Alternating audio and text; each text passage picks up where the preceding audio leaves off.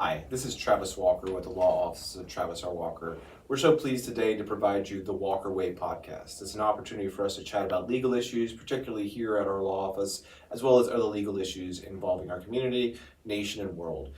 Here today with me is Jennifer Cockrel. She's an amazing attorney here at the office, and she's been doing an amazing job with our estate planning work. And so pleased to welcome you here. How are you doing? I'm great. I'm glad to be here. Thank you, Travis. Excellent, excellent. It's Jennifer's helping us a lot with our estate planning work. I think there's a lot of questions people have about estate planning. I think there's a lot of thinking about like, hey, I could go online, I could just do it that way. I always give clients three options. One, you don't have an estate plan. Two, you do an estate plan on yourself. You try to print the documents off, all the internet and everything. Or option three, you have a seasoned professional such as yourself handle the estate planning, which obviously we are a proponent of. I mean, I wouldn't do my own estate planning documents, and I'm even an attorney myself, because you don't get the objective perspective and everything. So, what is something that someone should really know about estate planning, and what they should know, and how important it is? Well, people often ask me, do I need a will? And I'll say, yes, it's important to provide, for your beneficiaries, but I'm also a lot of times concerned with documents that we use while we're living. In the event we aren't able to say what kind of health care treatment we want. What if, God forbid, I have a coma? Who's going to pay my bills? Is there a durable power of attorney in place? They're documents that you need to use while you're living, not just when you pass away. And I'm a big proponent, no matter how old you are, to have a durable power of attorney in place, a living will, and a healthcare surrogate. Those are all documents that someone else, a trusted loved one or family member, can use in order to make decisions for you if you are unable to communicate those decisions. And those are important documents, but they're also very powerful documents, right? Yes. And so I've been practicing for 17 years, and one of the things that I've seen a few times, unfortunately, is like an abuse of a power of attorney. Absolutely. Right. I think I got a call the other day about someone who said like either the accounts have been completely cleaned out or something like that. So it's like and then the flip side of that is and you handle guardianships as well. Is that I've handled guardianships for 18-year-old schizophrenics. Right. And mental illness sometimes doesn't come on in a way where people can anticipate it, right? So that goes to what you're talking about there. Absolutely. And so and that's, whether it's mental illness or other things, those are things that you want to make sure that we're taking care of, right? Right, absolutely. And to address what you're saying about you are giving someone a very powerful tool. And when I'm working with a client who's contemplating having a durable power of attorney drafted, I sit them down, ask them simple questions, but the most important question I ask them, this person that you're contemplating to appoint to handle all your affairs, do you trust them 99.9% or 100%? And that might seem like a really dumb question, but if you're giving the authority to another human being to put on your shoes and do all the things that you can do, as your attorney, I want you to trust them 100%. And if they're at 99.9%, we need to rethink and have a longer discussion about who that person should be. You're right, because I think it creates a slippery slope because Absolutely. there's no expiration of these power of attorneys, right? So you could enact it and then 20, 30, 40 years that power of attorney is still working. And then sometimes there's a slippery slope. Like some people first it's like, oh, I'm going to go buy a candy bar with my power of attorney. Right. And then all of a sudden they're cleaning out bank accounts and their cars and they, doing all kinds of craziness. So, I think people have to be very cognizant of that. And, we unfortunately, it has been abused at times, and I'm sure that it's a level of elder abuse. And the other great thing about a power of attorney, it can avoid a guardianship. And a guardianship is pretty much the most restrictive means another human being can use to handle your affairs. It's easier if you just have a power of attorney. Again, it's that notion of putting on that person's shoes and doing all the same things, as opposed to going to court, asking the court to determine the person incapacitated, asking the court to appoint a certain person to be guardian. And a lot of time that upsets family members and no one can, there's a lot of discourse. And I prefer the power of attorney option. And I think you give wise counsel to everyone, listening, because it's such an important tool, but it's also, can be very divisive at times. Yes. And so you have to be very careful with that, because you're not just dealing with the legal part of it, but the emotional family part of it, right? And I think that's a huge thing. And you touched on guardianships, which is obviously a huge part of our practice too, and that's often a question we get, right? Power of attorney versus guardianship. And I've sometimes likened it to like, you're basic in a guardianship, you're almost like adopting the ward or something like that. And you have more experience with this than I do, so maybe you have a better description, but kind of go into what is the difference between the power of attorney and a guardianship. Obviously, there's a cost difference. I mean, you're just drafting a simple not a simple document, but a document versus going through litigation in the guardianship process. Well, the guardianship process, there are a whole lot more steps, and as you pointed out, it is more costly. But each time you want to purchase something or change something, maybe go from one nursing home to another nursing home, you can't just use your power of attorney, present it to someone and make your decision. You have to go to court, seek court approval, get an order, and then present it to the nursing home, to whoever, the bank. And it's just a lot neater and easier, in my opinion and in my experience, to use the power of attorney as long as you trust that person who's handling your affairs. Right. And then I guess that's where the guardianship kind of comes more into play, is because if you have family members who are suspicious or they're like concerned that someone's being taken advantage of, the guardianship provides like annual accountings and court oversight and that type of thing. So if there's someone who's completely trusted with a power of attorney, everybody's cool with it, the family says, I like brother Gene, he takes care of everything, I'm not worried about it, fine. Right. But if you have like sister Jane who's like, I think brother Gene's like taking advantage of mom, et cetera, then you can get that level of oversight. And I mean, we were talking just before we went on about like kind of contested guardianships and stuff, because one person thinks they're the better guardian than the other, right? Right. And how does that often play out? Well, I'll use an example. It's not for a power of attorney, but the example I use is with healthcare documents. And I kind of joke when I'm speaking at nursing homes or assisted living facilities, I say, the person that I selected to be my healthcare surrogate and use my living will is my brother, Warren. Yes. Because I know Warren and I are tight and he loves me, but he respects me, and he could really pull that plug if it needed to be pulled. Right. My mom so much, no. And I wouldn't want to put her in that position. I mean, that's why I also counsel clients. It's so important to sit down and have those hard conversations with your family members or loved ones to make sure they're comfortable with that. Yes. And my brother is comfortable with that. So I selected him, and just, have conversations. For instance, I had a conversation with my mom, and I found out that we had multiple plots. Oh, wow. And so, and no clue. No clue. So I have all these plots. I have all these places I can go. And my mom and I decided we're going to get matching urns, and we will be in the same place together. Nice. And that might sound strange, but that just gives me peace of mind. It gives my mother peace of mind. And, we all need to hopefully have those conversations before there's some kind of emergency. Right. It's easier to make, level-headed, clear decisions when you're not in the middle of an emergency. No, 100%. And giving, I think that's the biggest thing that probate or estate planning or guardianship does, is it gives the family a lot of certainty. Exactly. Right? You know who's going to be taking care of what, what's going to happen. And everything else. And so, we were talking in the beginning about, even when you're 18 years old, having a durable power of attorney and a healthcare surrogate.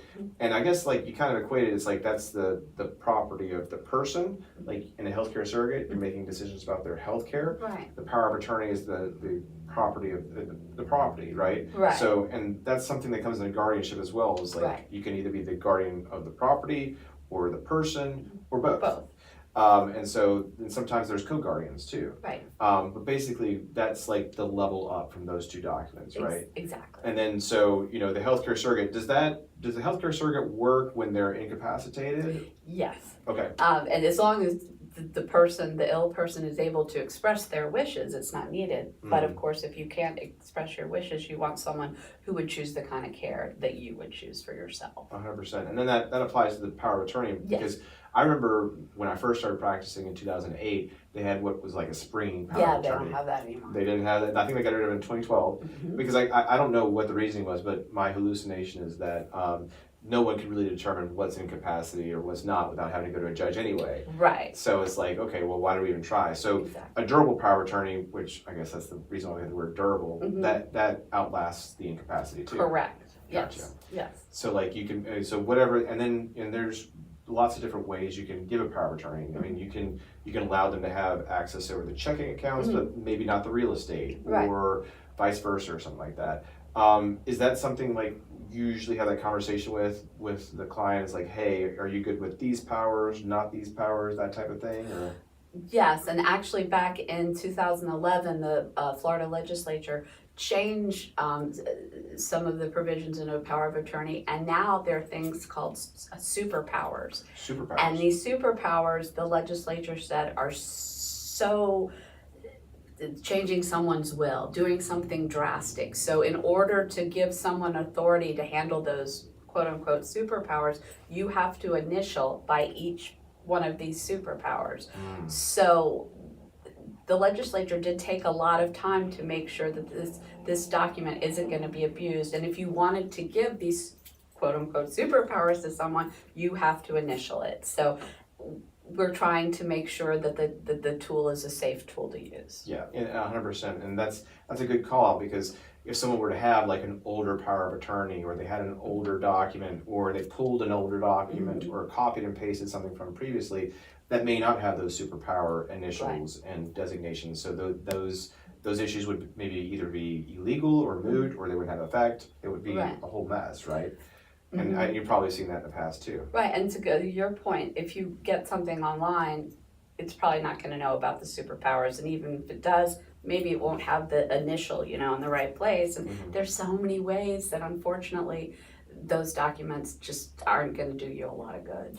Yeah, I mean, and I understand. I totally understand that people want to do things, and they really want to make sure. I mean, I went on YouTube before and I saw that there's a video of how to do your own root canal. So like, I mean, I can watch the video on how to do my own root canal, but I'm probably not going to go and try to do my own root canal. And even like I said in the beginning, as an attorney, I wouldn't even do my own estate planning.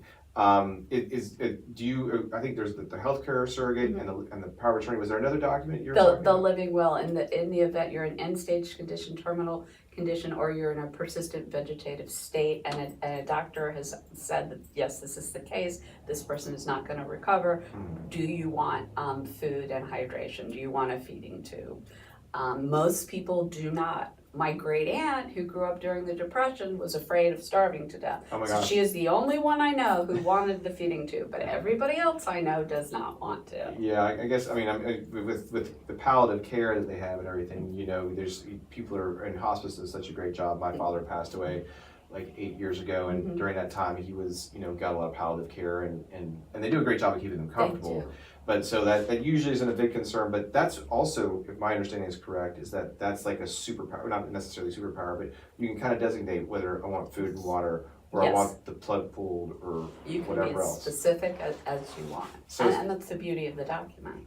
Right, so someone maybe, well, as we're talking about this, like all of these documents can be tailored to an individual's circumstance, right? And that's part of the consultation process we do. Right, and that's another reason why you're meeting with a professional who can, kind of think of all the what ifs and are you okay with this? Are you not okay with that? Right, and then I think that's one thing that we talk about a lot is like, not only is it, obviously there's a copy and paste way of doing things, but it's the blind spots, it's the things you don't know that you don't know, Exactly. that can cause a lot of problems. I've also seen like a document called like a designation of pre-need guardianship. Yes. Because like we were talking about guardianship too, and I've seen that in our estate planning documents. So that's something that, like, God forbid, especially if mom or dad had Alzheimer's or dementia or something like that, and you had to get guardianship, that would be when mom or dad or whoever had the cognitive ability to make that decision. They say ahead of time, boom, this is the person I want to be the guardian. Is that a document you see often too, and how does that work? Yes, it is an important document, and you are doing your family members such a service by doing that, because again, when you're in that stressful situation, you don't have to think about it. Right. When my dad was very, very ill in the hospital on hospice, my brother and his family were up in Maine and they were on vacation, and I had to make a really tough call, and my brother wasn't there. But I'd had that talk with my dad, and my brother had that talk, and my brother was at peace, and I say goodbye, but I always tell clients it's just about quality of life, not quantity. Sure, absolutely, and those are all things that can be worked out as well. And yeah, that durable power of attorney, the healthcare surrogate, the preneed guardianship, and then there's a will too, right? Yes. And everybody knows about the will. They've seen the Hollywood stuff about the reading of the will Right. and all that stuff. Here in Florida, we call it a personal representative, not an executor. Right. And a lot of people who are from the north, they believe there's executors. Right. Is that, but another thing that I think a lot of people don't understand is that a will still has to be probated, right? Right. Like, there's basically three types of things. I mean, and I'm oversimplifying it a little bit, but you got people without a will, and we call it intestate. We got people with a will, and then we have people, or testate, and then we have people who like basically operated out of trust. And so whether or not, and correct me if I'm wrong, but like whether or not they had a will or not, they still have to go through probate, right? Well, it really depends on how the assets are titled. I've had a mishmash of, this is in joint names, this is in a sole name, and then this is in a trust. And if you have all these different tools, it's going to take you longer to get to the end process of your beneficiaries receiving whatever it is that you left for them. So again, it's important to sit down with a list. Okay, these are my assets. These are how they're titled. This is how I want them to go. I mean, you could play a horrible joke on someone and say, I'm leaving everything to my wonderful boss, Travis. But if everything is jointly owned with my brother and I leave everything to you, sorry, Travis, you don't get anything. It's jointly owned with my brother, and if I predecease him, it's his. It's all his. Yes. Yeah. And so, like, if you don't word it right, if you don't understand how things work, because Right. People talk about deeds with joint tenancy, with right of survivorship. Right. You have tenants in common. With if you're married, and it's assumed your tenancy by the entireties. Right. It creates all these things that people may not necessarily know how they work, right? Right, exactly. And you might have, if it's 50-50 and it's tenants in common, well then 50% of that property has to go through probate.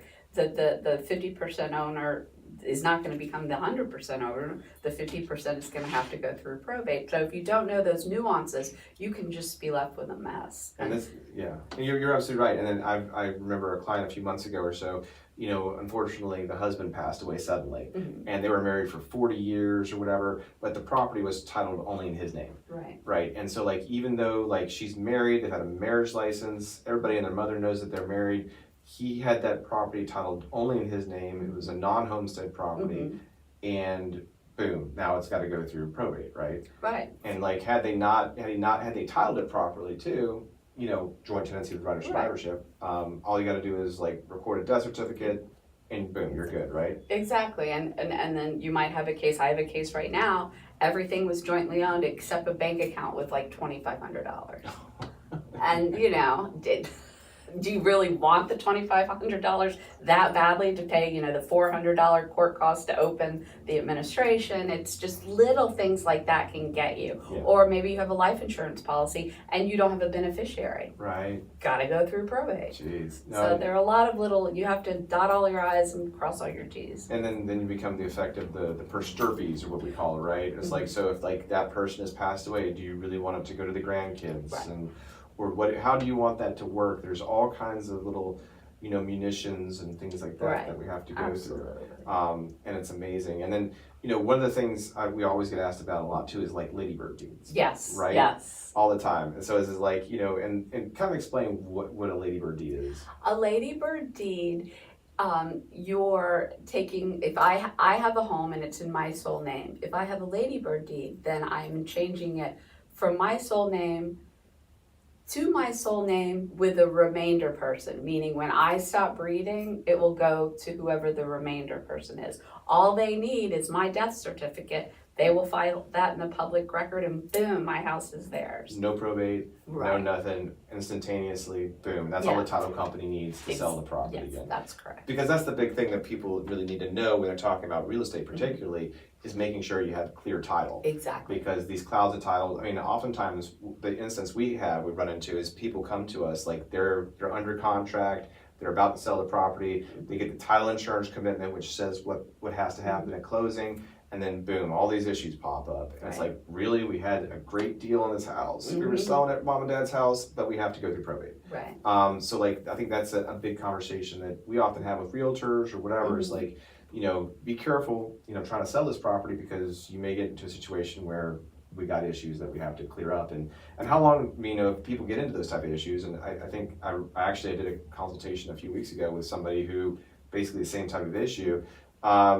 You know, how long does it kind of take with the probate process? I know it's not easy, because if brother John wants to contest sister Sue as a beneficiary or whatever, that creates litigation and contest, and that can always blow things up. But I mean, a standard probate, I mean, what are you usually telling the clients? How long does that If it's there are two kinds of probate administration. There's summary; those are for smaller estates. I believe it's $75,000 and under, and formal probate administration, which is for larger estates over $75,000. If everybody's getting along and everybody's on the same page, formal administration is the longer process, and generally it can take between 9 and 12 months. Wow. And that's if everybody's on the same page. And that's the formal stuff. That's the formal Yeah, stuff. because I mean, if summary is like, you know, and there's exemptions, and that's things that we know about. I mean, and those exemptions change and everything else. Like, just like, you know, people don't realize that, you know, small claims court, county court, circuit court, all of the standards for those jurisdictions, for those courts, recently changed in the last few years. And the things that we learned when we were in law school, the monetary levels have they change over time. Right. So the same thing with exemptions for probate and whatnot too. So, and yeah, I mean, it's just a process that has to be done. And you know, and you know, one of the questions, you know, because we're trying to sell property for people, is it possible for someone to sell a piece of property before the probate is closed? You can get a personal representative deed and do that. I would bring in my colleague Scott, who does all of our real estate, to make sure I do it properly. But that's the great thing about your law firm, is that we've got a lot of great people on board, and you know, we have experts in various fields, so we can figure it out together. Thank you. No, and it's in like experts such as yourself, and we do have just a great collegial, collaborative environment. I think that's brings a lot of value to the clients and to the team, to make sure that, you know, you do have an expert who understands real estate or estate planning, guardianship, or litigation, or anything along those lines. So that's a great thing. Anything else you think anyone should know about estate planning? Or? No, just be proactive, have those serious conversations with your loved ones, and do them a favor, and try to get everything organized when it's not a time of stress or emergency. Yeah, there's nothing. I mean, I tell people we're helping people through some of the most difficult and challenging times in their lives. So estate planning is just a very great way to respect those who are your loved ones, because you're giving them some certainty. You've done the work ahead of time for them, because then they're not scrambling to try and figure things out. I think it's just a matter of respect and keeping things clean. And like you said, whether or not you're 18 or 88 or whatever, you know, just because you're not elderly doesn't mean you don't need to be thinking about these documents, because unfortunately things do happen. Right. So just want to thank you so much for your time today, Jennifer. You've done a great job, always doing a great job in the firm. I'm so grateful for you. I'm proud to be a member of your team.